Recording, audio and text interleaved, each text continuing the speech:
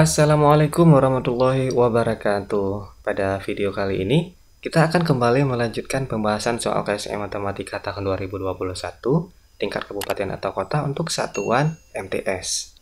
Kita mulai dari nomor 9, kita pahami dulu soalnya.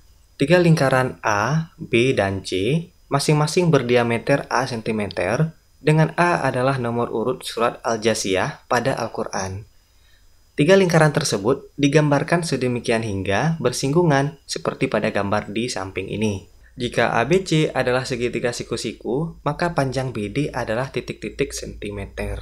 Untuk menjawab soal nomor 9 ini, kita harus tahu dulu nomor surat dari surat Al-Jasiyah pada Al-Quran. Jadi, surat Al-Jasiyah itu ada pada urutan ke-45 dalam Al-Quran ya. Pada soal dikatakan bahwa A tersebut adalah diameter dari masing-masing lingkaran ini ya. Kemudian dikatakan di soal bahwa ABC adalah segitiga siku-siku. Jadi kita bisa tarik garis dari A, B, C. Itu merupakan segitiga siku-siku yang siku-sikunya berada di B ya. Kemudian garis AB itu adalah garis yang terbentuk dari dua jari-jari, yaitu jari-jari lingkaran A dan jari-jari lingkaran B.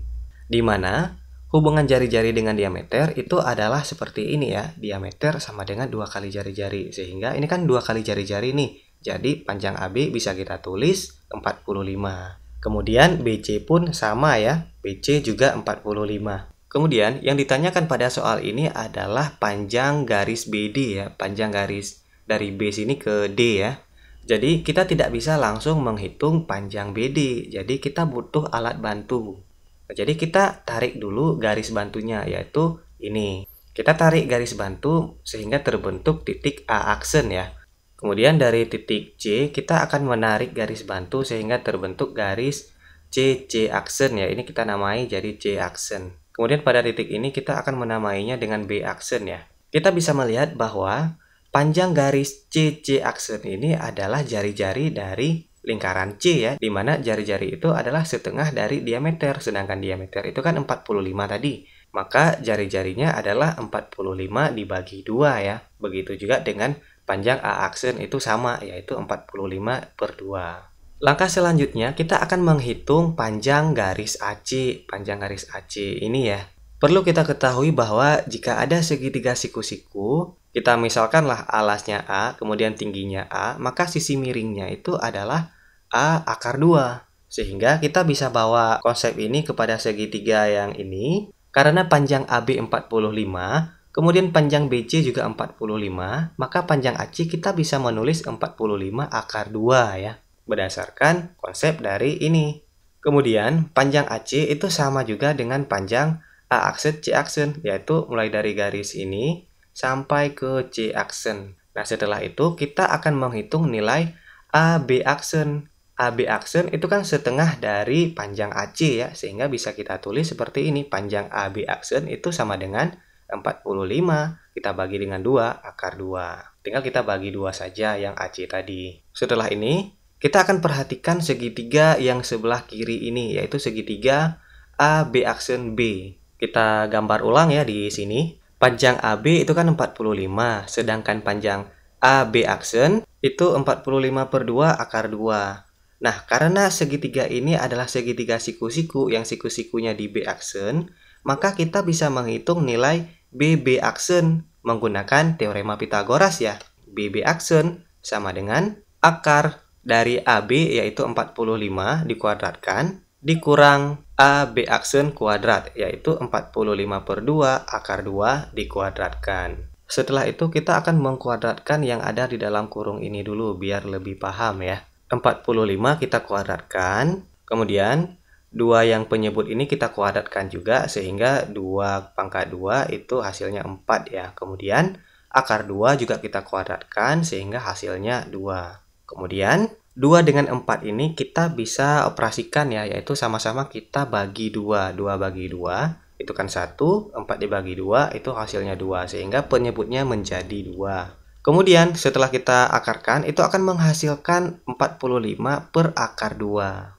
Bentuk seperti ini kita akan rasionalkan terlebih dahulu. Dengan cara kita kalikan dengan akar 2 per akar 2. Sehingga menghasilkan 45/2 akar 2. Nah, kita kan telah menemukan panjang BB aksen ya. Kemudian B aksen D kita juga sudah mengetahui nilainya, yaitu sama dengan CC aksen, yaitu 45/2. Setelah ini, kita bisa menghitung nilai BD, yaitu dengan cara kita jumlahkan panjang BB aksen, yaitu garis ini, ditambah dengan B aksen D, yaitu garis ini.